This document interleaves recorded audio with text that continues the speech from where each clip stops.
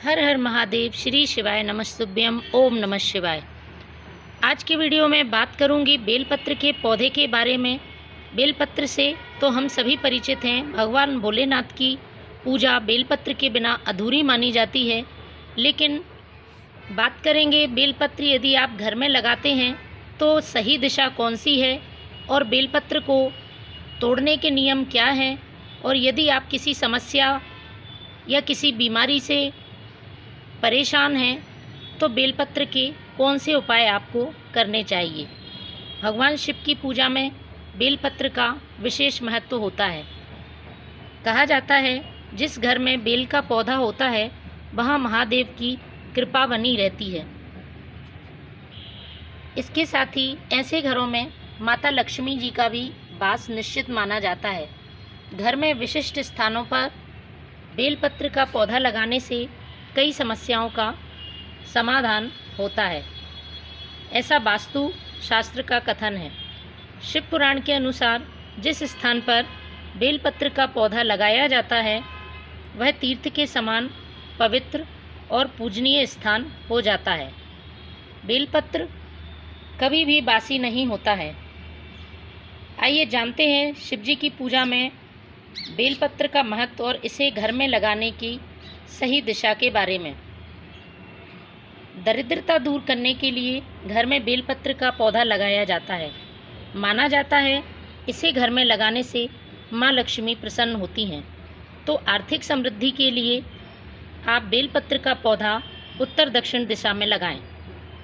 इससे घर में सुख, सौभाग्य, समृद्धि और खुशहाली आएगी। बात करें बेलपत्र के महत्व के बारे में तो शिव पुराण के अनुसार शिवलिंग पर बेलपत्र चढ़ाने से 1 करोड़ कन्यादान के बराबर फल मिलता है। साथ ही दरिद्रता दूर होती है। बेलपत्र से भगवान शिव और हनुमान जी भी प्रसन्न होते हैं। घर में बेलपत्र का पौधा लगाने से परिवार पापों के प्रभाव से मुक्त हो जाता है। अब बात करते हैं कुछ ऐसी समस्याओं के बारे में जिनको बेलपत्र के उपाय से दूर किया जा सकता है।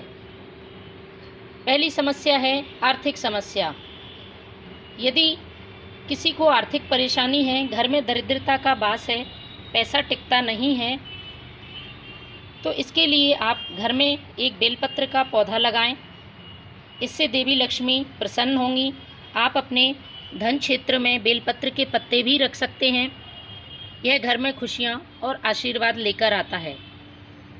वित्तीय समृद्धि के लिए उत्तर दक्षिण दिशा में इस पौधे को लगाना चाहिए।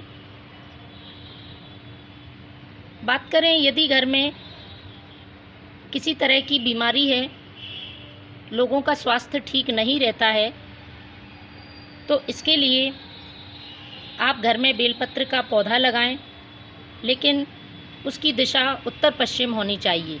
इससे घर में रहने वाले सदस्य तेज और ऊर्जावान बनते हैं और स्वस्थ रहते हैं। मान्यता है बेलपत्र के वृक्षों की जड़ों में गिरजा माता का वास होता है। तने में महेश्वर, शाखाओं में माता दक्षिणी, पत्तों में पार्वती, फूलों में गौरी और फलों में देवी कात्यायनी का वास होता है।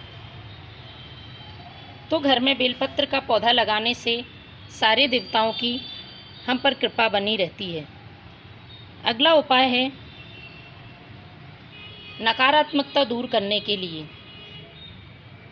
वास्तुशास्त्र के जानकार बताते हैं कि अगर यह वृक्ष घर के आंगन में हो तो बुरी शक्तियां और नकारात्मकता घर में प्रवेश नहीं करेगी।